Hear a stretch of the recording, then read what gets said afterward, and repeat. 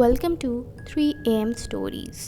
آج ہم آپ کو ایسی کہانی بتانے جا رہے ہیں جو سننے میں تو کسی سائنس فکشن مووی جیسی لگتی ہے، لیکن یہ ایک سچی کہانی ہے۔ یہ کہانی لرینا کی ہے، جو کہ ایک اسپینش وومن تھی۔ اس کی زندگی میں ایک بہت حیران کن اور عجیب واقعہ پیش آیا جو ہر سننے والا دھنگ رہ جائے گا۔ یہ بات 16 جولائی 2008 کی ہے۔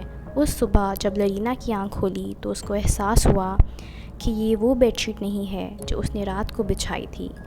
وہ یہ دیکھ کر بہت پریشان ہوئی۔ خیر وہ بستر سے اٹھی۔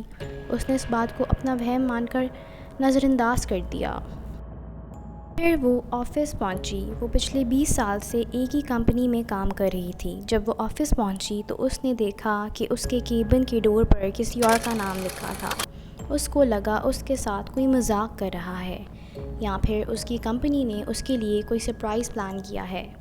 اس کے کو ورکرز کا بھی ایسا ہی رویہ تھا، جیسے وہ اس کو جانتے ہی نہ ہوں۔ اس نے اپنا لیپ ٹاپ کھولا، وائی فائی سے کنیکٹ کیا اور اپنی کمپنی کی امپلائی لسٹ چیک کی، اور اس نے دیکھا کہ وہ اس کمپنی کے دوسرے ڈپارٹمنٹ میں کام کر رہی تھی۔ یہ وہی ڈپارٹمنٹ تھا جہاں لرینا نے کچھ سال پہلے کام کرنے سے انکار کر دیا تھا۔ اب وہ بےحد پریشان ہو چکی تھی۔ اس کو سمجھ نہیں آ رہی تھی کہ اس کے ساتھ ایسا کیوں ہو رہا ہے۔ اس نے اپنا کریڈٹ کارڈ، ڈرائیونگ لائسنس سب چیک کیا، لیکن اس میں سب کچھ ٹھیک تھا۔ اسے لگا کہ اس کو کوئی دماغی مسئلہ ہو گیا ہے، اس لیے وہ ترنت ڈاکٹر کے پاس گئی، لیکن ڈاکٹر نے یہی کہا کہ وہ بالکل ٹھیک ہے اور اس کے جسم میں کوئی الکوہول یا ڈرگز بھی نہیں تھے۔ اس کو لگا اس کو بھولنے کی بیماری ہو گئی ہے اور اسی وجہ سے وہ سب کچھ بھول رہی ہے۔ اس نے اپنی میلز، نیوز پیپرز چیک کیے، لیکن سب پرانی رات جیسا ہی تھا۔ لرینا نے 4 مہینے پہلے ہی اپنے 7 سال کے بوائے فرینڈ سے بریک اپ کیا تھا۔ اب وہ نئے بوائے فرینڈ آگسٹین کے ساتھ تھی۔ اس نے اس کو فون ملایا، لیکن کال کسی انجان آدمی نے اٹھائی اور اس نے کہا کہ میں یہ نمبر کافی عرصے سے استعمال کر رہا ہوں اور میں کسی آگسٹین کو نہیں جانتا۔ یہ سن کر لرینا کے ہوش اڑ گئے۔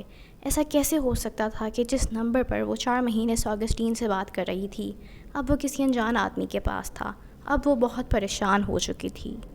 پھر لرینا اپنی فیملی کے پاس چلی گئی۔ وہاں سب پہلے جیسا ہی تھا۔ پھر اس نے اپنی بہن سے اس کے کندھے کے آپریشن کے بارے میں پوچھا۔ یہ سننے کے بعد سب بہت پریشان ہو گئے، کیونکہ کبھی اس کا آپریشن ہوا ہی نہیں تھا۔ اس کی فیملی کو بھی لرینا کا رویہ بہت عجیب لگا۔ اس سے اب لگنے لگا تھا کہ اس کو ذہنی بیماری ہو گئی ہے۔ اگلے دن اس کو اپنے باتھ روم میں اپنے پرانے بوائے فرینڈ کی کچھ چیزیں ملیں، جیسے کہ شیونگ کٹ، جن چیزوں کو لرینا بریک اپ کے بعد پھینک چکی تھی۔ اپنے پرانے بوائے فرینڈ کی ان چیزوں کو گھر میں واپس پا کر اس کو یہ احساس ہوا کہ شاید کبھی ان کا بریک اپ ہوا ہی نہیں تھا۔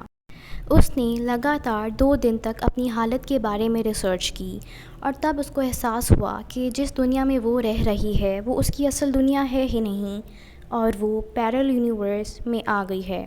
اور اب اسے اپنے سوالوں کا جواب ملنے لگا، اور وہ کسی طرح ہماری دنیا میں آ گئی تھی، جہاں کافی کچھ ایسا ہی تھا جیسا پیرل یونیورس میں، اور وہ ہماری دنیا میں آ کر پھنس گئی تھی۔ بھلا اس کو کون لایا، اور ایسے کیسے ہو سکتا ہے کہ کوئی رات کو اپنی دنیا میں سوئے اور اگلے دن کہیں اور اٹھے؟